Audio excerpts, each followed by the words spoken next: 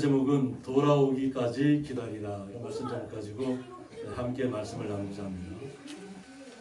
이제 여기는 이제 시내산입니다. 시내산인데 제가 10년 전에 시내산에 다녀오면서 이렇게 찍었던 사진인데 밑에 나무가 있고 이렇게 건물이 보이는 것이 이제 성 캐서린 수도원입니다.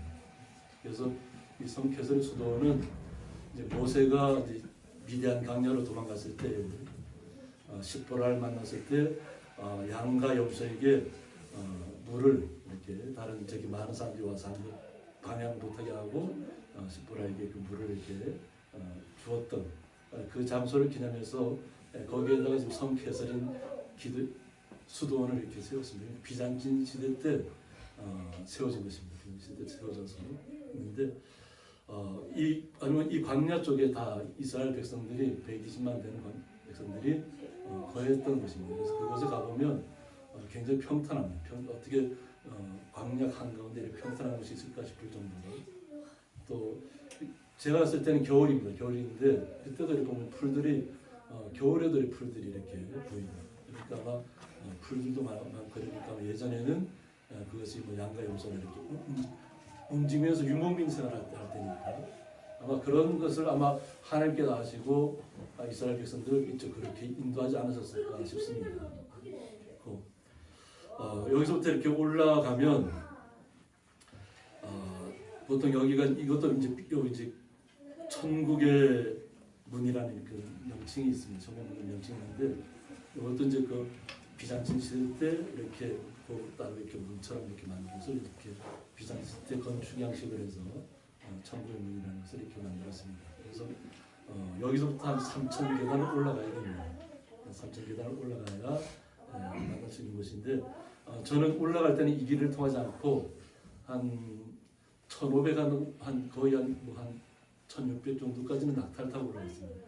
새벽에 올라갔는데 올라갈 때는 그렇게 올라가고 내려올 때는 이 길로 해서 내려왔습니다. 이쪽으로 내려왔는데 시내산 정상에 오르면 모세 기념교회에서 이렇게 바라보는 것이 이게 시내산의 모습입니다. 그래서 거의 뭐 붉은 기운을 띠는 그런 돌들로 되어 있습니다. 그래서 거의 뭐 하나님의 임재가 있었던 곳인데 그건 완전히 돌밖에 없습니다. 돌밖에 없고 그래도 지금도 뭐 눈도 이렇게 많이 오고 또 이렇게 그 풀들도 자라는 그런 지역입니다. 그리고 이제 여기가 이제 모세 기념교회입니다. 모세 간 시내산 정상에 있는 모세 기념교회고 제가 그때 갔을 때 이제 저를 찍었던 모습입니다. 워낙 거의 춥습니다. 추운 지역이라서 그냥 사람들이 다 그 목포를 다 이렇게 둘러쓰고 이렇게 한국 사람들은 뭐 거의 없고 그냥 외국 사람들이 그렇게 제가 갔을 때는 굉장히 많았어요. 그때가 아마 그 당시 새해가 이제 우리하고 좀 틀리는데 그때가 새해를 맞이하는 기점입니다. 그래서 외국인들이 많이 올라와 있었던 시절입니다. 그런데 이곳으로 하나님께서 이스라엘 모세를 통해서 또 이스라엘의 그 모든 사람들이 이끄는 그 중에 장로 70인을 이곳으로 모이게 했다는 것입니다. 그런데 시내산 정상까지는 못 간다는 거죠. 그러니까 거룩한 산이라는 그 의미에서 하나님께 가까이 할 수 없다는 것입니다. 저희들이 처음 개선 수도원에 있는 것처럼 백성들은 그곳에 다 이렇게 진주하고 있었고 그 중에 장로 70인 사람을 뽑아서 그 중간 지역까지 올라가게 합니다. 중간 지역까지 올라가게 하는데 하나님께서 어떻게 모세에게 이르시냐면 너는 산에 올라 내게로 와서 거기 있으라 하고 있습니다. 중간에서 장로 70인들과 함께 있었지만 또 하나님께서 특별히 모세를 올라오라고 합니다. 내게로 오라고 가까이 해서 거기 있으라고 합니다. 근데 이것을 왜 올라오라고 했냐면 내가 그들을 가르치도록 했습니다. 여호와 하나님의 인도함을 따라서 이렇게 계속 내려옵니다. 출애굽 애굽에서는 10가지 재앙을 내렸고 또 이스라엘 백성이 하나하나 이렇게 만나는 난간마다 하나님께서 이적을 베풀어 줍니다. 홍해를 가렸던 역사가 있고 또 마라의 쓴물에서 쓴물을 단물로 바꾸는 역사가 있고 또 하나님을 그들이 지나가면서 또 르비딤에서는 또 돌로 모세를 치려고 하는 조금이라도 이렇게 사람의 본성이 그런 것 같아요. 좀 불편한 것이 나타나고 자신들에게 뭔가 어려운 일들이 나타나면 지도자를 원망하는 거예요. 그 지도자를 향해서 돌로 죽이려고 하는 거예요. 왜 우리를 이렇게 힘들게 끌고 왔냐는 거죠. 그래서 모세가 또 반석을 말씀한 하나님께서 이제 우리가 사람이기 때문에 어쩔 수 없는데 하나님께서 반석에게 명하라고 얘기했는데 모세가 이게 막 자기를 돌로 치려 했던 그 백성들의 마음이 너무 분했던 거예요. 그러니까 하나님이 지팡이를 들고 지팡이로 쳤다는 거예요. 그래서 거기서부터 그냥 물이 반석에서부터 갈라지면서 물이 솟구쳐 내려왔다. 폭포수처럼 물이 내려왔다. 뭐 120만 명을 먹이려니까 물이 얼마나 많아야겠어요. 그 때로는 모세도 분을 견디지 못해서 하나님께서 말씀만 해도 이 물이 나온다고 했는데 분을 못 이겨서 지팡이 친 그런 기억도 있고. 그러면서 이렇게 그 지역을 돌아보면 순 돌밖에 없습니다. 돌산에다가 돌밖에 보이는 게 없어요. 그러니까 사람들이 어떻게 했겠어요? 눈앞에 있는 돌로 치겠다는 마음을 가졌다는 거예요. 근데 그때까지도 하나님의 임재가 계속 있었잖아요. 낮에는 구름 기둥으로, 밤에는 불 기둥으로 그들을 보호하고 인도했음에도 불구하고 그들은 그것을 잘 깨닫지 못하는 거예요. 아마 익숙해졌겠죠. 그냥 뭐 그 광야를 갖다가 구름 기둥으로 계속해서 그들이 피곤하지 않도록 뭐 뜨거운 햇볕에 쓰러지지 않도록 하나님 항상 보호하니까 어느 순간 하나님의 임재가 있다는 걸 알면서도 어느 순간 앞에 놀아서 지도자를 향해서 불평과 불만을 나타내요. 그래서 하나님께서 그들을 가르칠 수 있도록 해야 되겠다. 지금까지는 그들에게 말씀이 없었다는 거죠. 모세에게는 계속 말씀을 주면서 인도해 왔지만 백성들에게는 말씀이 아직 주어지지 않았다는 거예요. 그래서 하나님께서 내가 율법과 계명을 친히 기록한 돌판을 내게 주리라고 했습니다. 하나님께서 친히 돌판에 율법의 말씀을 기록해서 이스라엘 백성들이 지킬 수 있는 말씀을 주겠다는 것입니다. 그것이 우리가 알고 있는 십계명입니다. 그래서 모세가 이렇게 그 말씀을 받아서 이어가는데 이 시내산이 좀 뜻깊은 곳들이 많이 있습니다. 여기는 엘리야 바신이라 해서 엘리야 골짜기입니다. 그 후에 이제 엘리야도 마찬가지로 이스라엘 백성들을 위해서 우상들을 위해서 싸웠잖아요. 이제 여기가 이제 중턱입니다. 아래가 보면 나무 두 그루가 이렇게 크게 이렇게 서 있는 것이 보이죠. 그것이 장로 70인들이 머물렀던 곳입니다. 머물렀다가 여기서부터 다시 쭉 올라가면 여기서부터 또 750계단이 또 따로 있습니다. 750계단, 3000계단 외에 또 750계단이 또 정상까지 올라가는 계단이 있는데 그것은 아마 비전시대 때 아마 만드는 것 같고 그전에는 아마 그냥 돌산이었을 겁니다. 그런데 그때 엘리야에게 어떤 일들이 있었냐면 열왕기상 19장 1절에 보면 아합이 엘리야가 행한 모든 일과 그가 어떻게 모든 선자를 칼로 죽였는지를 이세벨에게 말했다고 했습니다. 이세벨이 사신을 엘리야에게 보내어 이르되 내가 매일 이맘때에는 반드시 내 생명을 저 사람들 중 한 사람의 생명과 받게 하리라. 그렇게 하지 아니하면 신들이 내게 벌이에 벌을 내림이 마땅하니라 한지라고 했습니다. 우상과의 싸움에서 하나님께서 불을 내려서 그들을 아방이 섬기던 우상 섬기던 그들을 450명의 선자를 산 위에서 죽였습니다. 하나님의 역사가 나타났습니다. 하늘에서 불이 내려서 그냥 그 제단을 쌓아놓고 물만 그곳에다 갖다 부었습니다. 물만 갖다 부었는데 그들은 자기들의 우상들은 서로 이제 내기를 한 거죠. 보면 너희들의 나의 하나님하고 너희들의 우상이 누가 진짜 신이냐고 이렇게 서로 내기를 한 가운데 그들은 자기들의 몸을 찢고 칼로 자기들 몸을 상하게 하고 막 그러면서 그렇게 막 450명이 그렇게 선지자들이 그렇게 했음에도 불구하고 아무런 역사가 나타나지 않았다는 거죠. 그러니까 그들의 신은 아무것도 아니라는 거예요. 그런데 엘리야 선지자가 기도했을 때 하나님의 하늘에서부터 불이 내려와서 그 모든 재물들이 불살라버렸다. 그리고 하나님의 역사가 나타나는 거예요. 하나님이 살아계시다는 것을 직접 목도하는 그런 시간입니다. 근데 그 시간이 어떻게 됐냐면 또 그런 일들이 있었다는 것을 왕비 이세벨에게 알려줍니다. 왕 시대 때. 그러니까 이세벨은 또 얼마나 더 강성하냐면 당장 그 엘리야를 죽이겠다. 내가 내일 이맘때는 반드시 내 생명을 저 사람들 중 한 사람의 생명과 같게 하리라. 하나님의 역사를 목도한 엘리야가 갑자기 무너집니다. 한번 하나님의 역사가 나타나면 다 모든 사람들이 하나님 앞에 이렇게 다 순종하고 나올 줄 알았는데 왕도 악한 왕이지만 이세벨은 더 악한 왕이거든요. 이세벨이 당장 내일 이맘때는 당장 엘리야도 죽일 것이라는 얘기를 하니까 엘리야가 가슴이 무너집니다. 그리고 도망자의 신세로 바뀌는 거예요. 사람의 마음이 이렇게 연약해요. 하나님께 기도해서 하늘로부터 불을 내려오게 했던 엘리야 선지자가 여인 한 사람의 말 때문에 마음이 무너져 내리고 도망자의 신세가 된다는 거예요. 그가 이 형편을 보고 일어나 자기의 생명을 위해 도망하여 유다에 속한 브엘세바에 이르러 자기의 사안을 그곳에 머물게 했다고 했습니다. 자기의 생명을 위해서 도망했다는 거예요. 자신이 죽을까 봐. 하나님의 역사를 순식간에 잃어버리는 거예요. 그리고 자기 자신은 광야로 들어가 하루길쯤 가서 한 로덴 나무 아래에 앉아서 자기가 죽기를 원하여 이르되 여호와여 넉넉하오니 지금 내 생명을 거두시옵소서. 나는 내 조상들보다 낫지 못하리이다. 얘기합니다.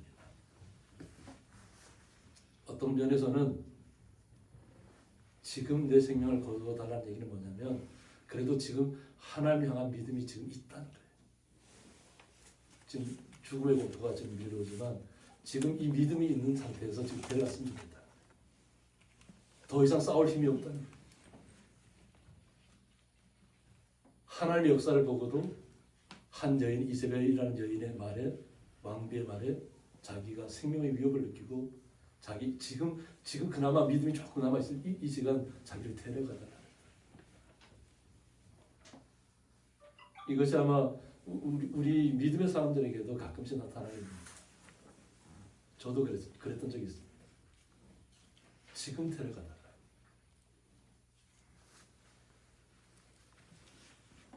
더 이상 싸울 힘이 없다는 거죠.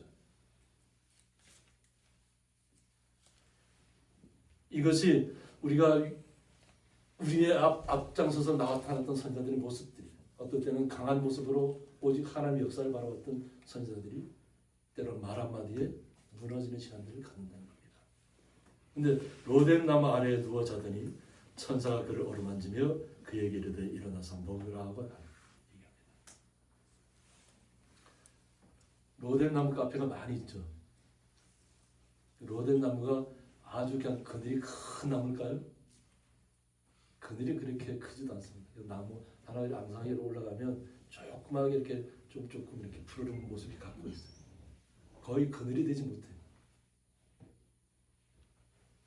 그럼에도 불구하고 거기에 그나마 광야에서 그것을 의지해서 거기서 누워서 잤다는 거예요. 근데 천사는 나타나서 일어나서 먹으라 하고 있습니다. 먼저 머리맡에 숯불에 구운 떡과 한 병 물이 있다고 했습니다. 숯불에 구운 떡과 한 병 물이 놓여져 있다는 겁니다. 이에 먹고 마시고 다시 누웠다고 했습니다. 그러니까 모든 것이 기진맥진했다는 거죠. 먹고 다시 천사가 나타났음에도 불구하고 그냥 다시 자버렸다. 얼마나 기진맥진하고 탄진했으면 죽을 어떤 위기까지 왔다는 거죠. 그리고 여호와의 천사가 또 다시 와서 어루만지며 이르되 일어나 먹으라. 내가 갈 길을 다 가지 못할까 하노라. 천사가 나타난 이유는 지금 이곳이 아니라 더 가야 할 길이 있다는 거예요. 그러니까 그 길을 가기 위해서는 지금 먹어둬야 된다는 거예요. 광야길을 가기 위해서. 이에 일어나 먹고 마시고 그 음식물의 힘을 의지하여 40주 40년을 가서 하나님의 산 호렙에 이르렀다고 했습니다.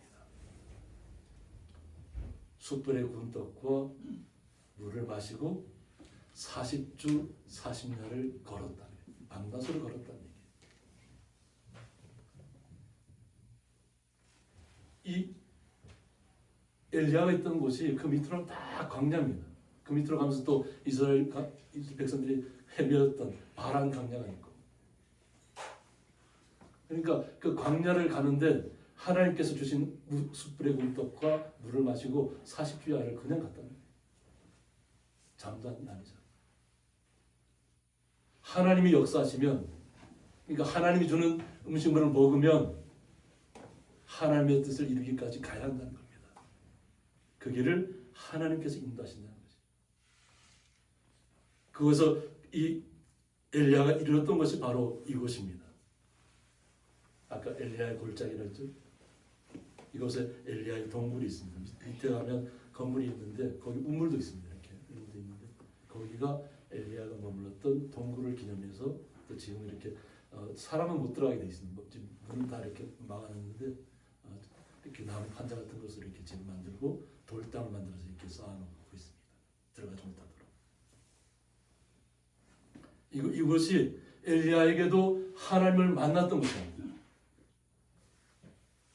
그래서 하나님께서 엘리야 선자에게도 여기서 말씀으로 그에게 새로운 길을 알려주는 겁니다.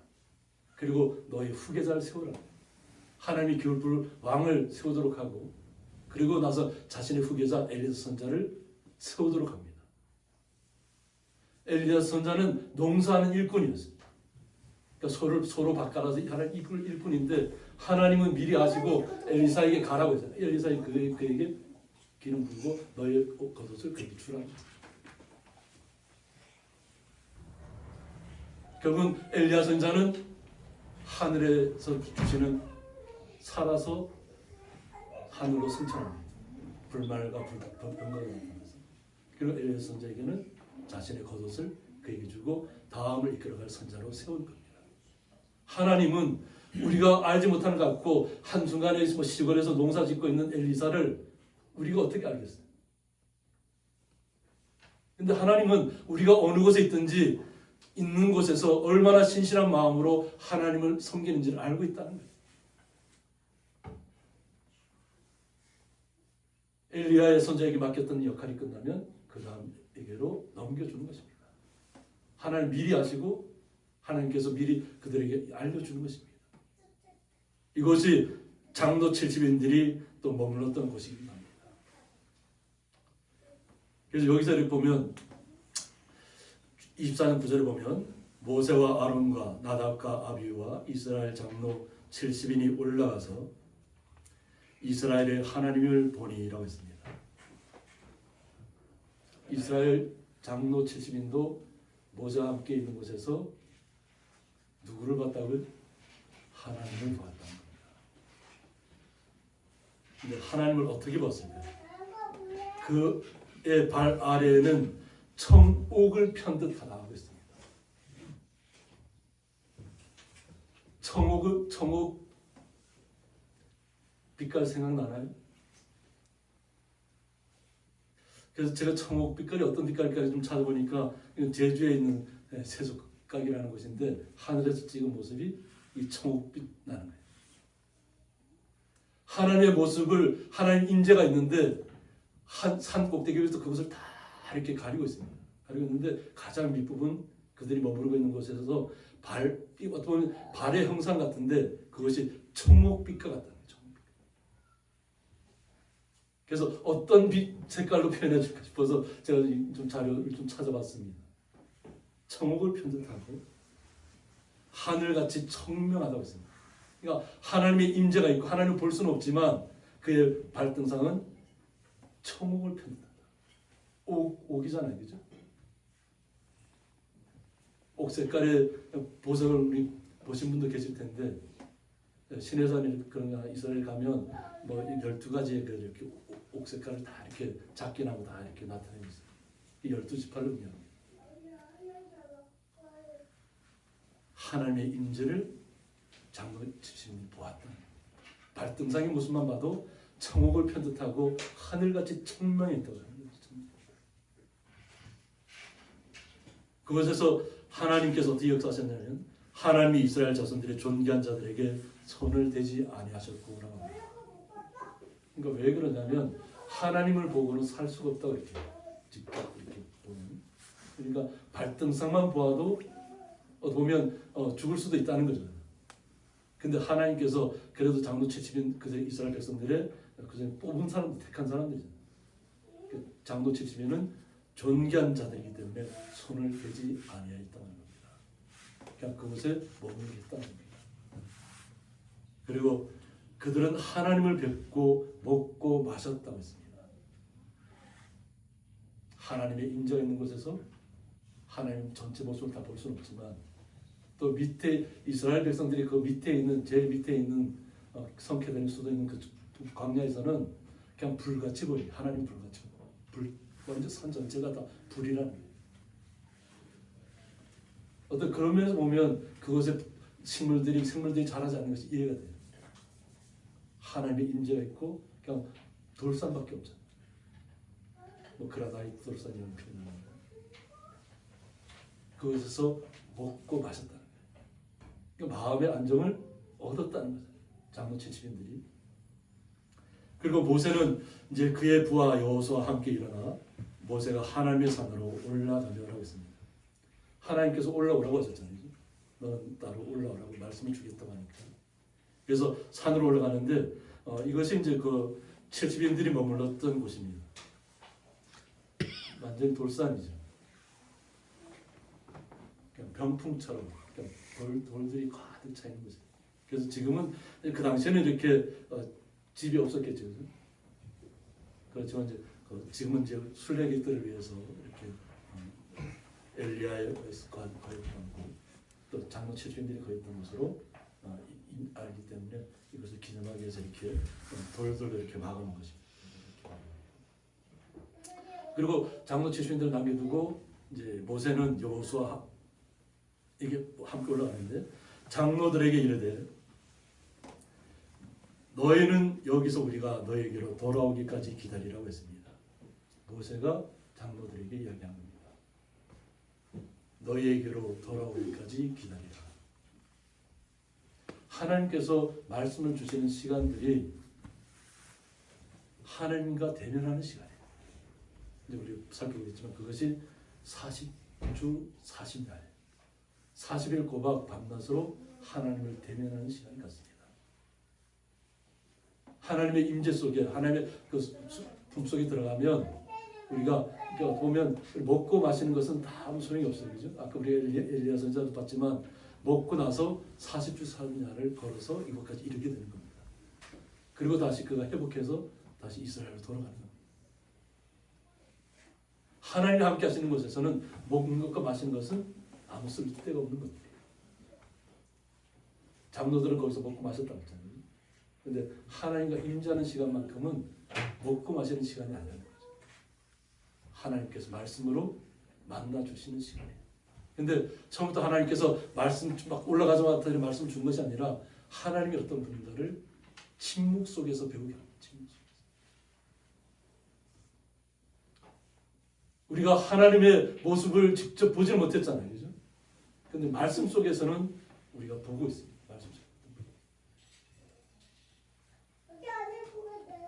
때로는 우리는 침묵해야 될 때도 있고 하나님이 말씀하시기까지 우리는 기다림의 시간이 필요합니다. 인내의 시간이 필요하다. 그런데 우리의 삶의 본성은 인내하지 못합니다. 모세만 안 보여도 그들이 자기 멋대로 행동하는 것이 시작합니다. 돌아오기까지 기다리라고 했잖아요. 너희에게로. 그리고 자신이 없는 동안에는 아론과 훌이 너희와 함께 하리라고 했습니다. 아론은 모세의 형입니다. 그리고 제사장입니다. 아론과 훌이 내가 없는 동안, 모세가 없는 동안에 대신 너희들이 모든 일어나는 일들에 대해서 어떤 제대로 이렇게 일어날 수 있도록 해줄 것이라는 거죠. 그러니까 나에게 지금까지 안 했던 것들을 다 아론과 훌에게 이야기하라는 겁니다. 그리고 무릇 일이 있는 자는 그들에게 나아갈지니라고 했습니다. 그리고 모세는 산에 오릅니다. 산이 오르고 구름이 산을 가렸다고 했습니다. 산 전체를 구름으로 덮었다. 하나님께서 다 덮었다는 것인데, 제가 그때 이제 올라갔을 때 그 산 시내산 정상에서 일출을 찍었던 사진입니다. 일출 찍었던 사진이고, 그곳에 와 있던 분들이 거의 다 보면 외국인, 한국 사람은 거의 없고, 이렇게 목포 다 이렇게 다 쓰신 분들은 다 외국 분이라는 것입니다. 각 나라에서 다 온. 이곳이 우리가 새벽에 올라갔거든요. 새벽부터 올라가서 동이 틀 때까지 거기서 기다려야 됐기 때문에 그냥 다 어떻게든 이렇게 따뜻하게 몸을 보호하고 있다가 동이 틀 때까지 기다려야 되기 때문에 그만큼 그것이 추운 것이죠. 근데 그곳에 여호와의 영광이 시내산 위에 머물렀다고 했습니다. 우리는 지금은 이 시내산에 올라가서 볼 수 있지만 그 당시에는 모세와 여호수아만 올라갔다. 또 모세만 따로 이렇게 하나님 만나시려고. 우리는 하나님의 말씀으로 이 땅에서 살아가야 될 줄 믿습니다. 하나님의 영광이 말씀 속에서 지금도 우리에게 말씀하고 있는 줄 믿습니다. 우리가 뭐 하나님을 내가 봐야만 믿겠다, 이것은 어리석은 일 중에 어리석은 일입니다. 하나님을 우리가 직접 보고는 우리가 살 수가 없기 때문입니다. 근데 그나마 하나님이 어떤 분이나 우리 전 본 모습 볼 수 없지만 하나님의 영광은 우리가 볼 수 있다는 거지. 그리고 구름이 엿새 동안 산을 가렸다고 했습니다. 그리고 7째 날에 여호와께서 구름 가운데서 모세를 불렀다고 했습니다. 엿새 동안은 침묵하게 하나님의 때를 기다리겠다는 거예요. 그리고 7째 날에 모세를 불렀다고 했습니다. 그리고 산 위에 여호와의 영광이라고 했습니다. 이제 하나님께서는 모세에게 이제 임재하는 시간, 나타나는 시간인데, 그럼 밑에 있는 사람들에게 어떻게 보일까요? 이스라엘 자손의 눈에 맹렬한 불같이 보였다고 했습니다. 밑에서 바라보는 이스라엘 장로 70인과 또 그 밑에 광야에서 있는 이스라엘 백성들은 맹렬한 불이 시내산을 감싸고 있었다. 우리가 볼 때 불 속에 들어가서 살 수 있나요? 근데 모세에게는 구름이 그를 가렸다고 하잖아요. 그러니까 모세는 하나님 만날 때 구름이 그를 가리고 하나님께서 7째 날에 부르셨다. 근데 밑에서 바라보는 모든 사람들에게는 온 산이 다 불탄 것처럼 보였었거든요. 이것이 이제 제가 그 새벽에 올라가서 동틀 때까지 기다리던 그 시간들입니다. 그 바로 밑에는 베두인족들이 지금 이렇게 간단한 물과 또 컵라면 이런 것들을 이렇게 구비해 놓고 있습니다. 그래서 물을 거기서 끓는 물을 사서 거기서 이렇게 가져가면 컵라면도 물을 또 부어놓고 이상하게 한국 컵라면이 거기 많더라고요. 그래서 지금 여기 화살표가 가리는 것이 산 정상, 시내산 정상 모세 기념교회가 있는 곳입니다. 보면 이스라엘 백성들에게는 산 전체가 정상까지 볼 수가 없죠. 다 가리고 있으니까 없고 그냥 맹렬한 불같이 보였으니까. 그런데 하나님을 만나는 모세는 그 안에서 어떤 하나님의 임재 안에서 주님의 음성을 듣고 있다는 거죠. 그래서 모세는 구름 속으로 들어가서 산 위에 올랐다고 했습니다. 산에 올랐으며 모세가 40일 40야를 산에 있다고 했습니다. 40일 40야를 산에 있는 그 시간에 우리는 어떤 모습이었을까요?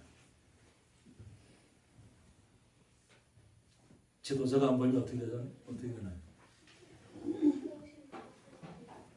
우리를 이끌 신을, 지도자를 세우라. 아론에게 가서 모세가 물으라 했잖아요. 어떤 일이 처리해 줄 것을. 아론에게 다가서 자기를 이끌던 모세가 그러니까 모세가 죽은 것으로 생각해요. 왜냐하면 바깥에서는 맹렬한 불같이 보였대요. 하나님의 임재 안에 들어가 있는 모세는 불 같은 것을 느끼는 것이 아니라 하나님 임재를 느끼는 가운데 있잖아요. 근데 사람들의 눈에는, 바깥에서 보는 사람들의 눈에는 불이 그냥 다 산을 둘러싸고 있어요. 근데 내려오질 않는다는 거죠. 사람들은 요동한다는 거예요. 자기를 이끌 지도자가 없다는 거예요. 자기를 이끌 신이 없다고 생각합니다. 그러니까 그 아론이 어떻게 해요? 그러면 너희들이 갖고 있는 금부채나 장신구들 다 출애굽할 때 갖고 나왔던 받았던 그 값어치 있는 것들을 다 갖고 나오는 거예요. 그래서 그것을 녹여서 금 송아지를 만들자.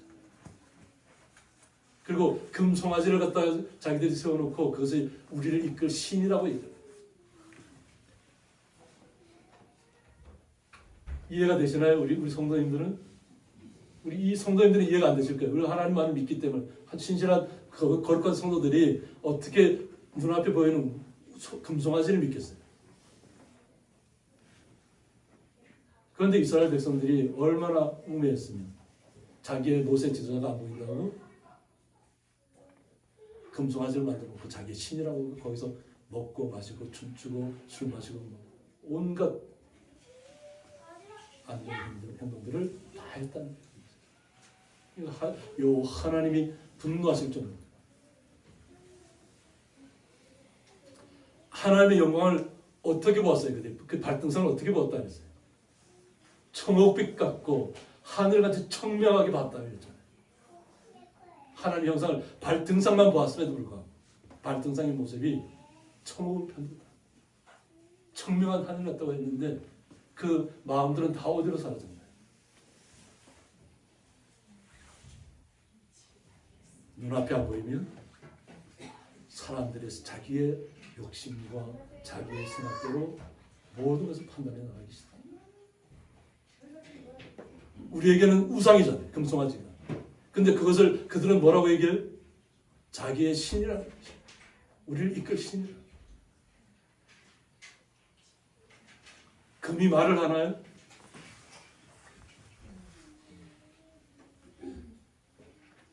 근데 하나님께서는 우리에게 어떤 모습으로 지금 알려주냐면 제가 자료사진은 안 보여드렸지만은 그 산 밑에 이렇게 해서 수도원 쪽에 내려와 보면 내려오는 딱 내려오고 3층 딱 내려오고 나니까 돌이 소머리 모양입니다. 소머리 어떤 기억하시나요? 큰 바위가 있는데 그 머리 모양이 소머리 모양입니다.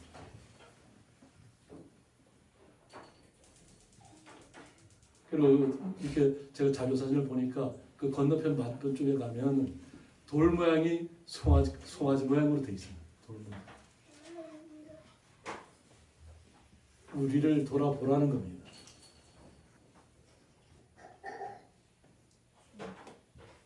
하나님의 역사는 자연을 통해서 되기.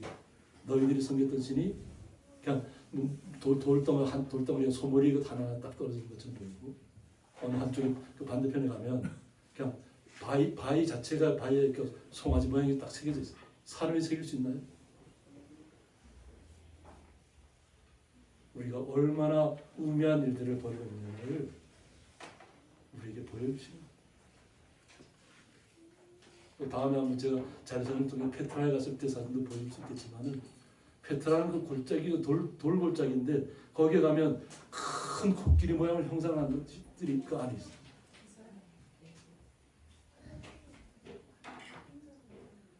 우리가 어떤 눈에 보이는 신들을 따르지 말라는 거예요. 형상을 따르지 말라는 거예요. 우리는 오직 말씀으로 승리해야 될 줄 믿습니다.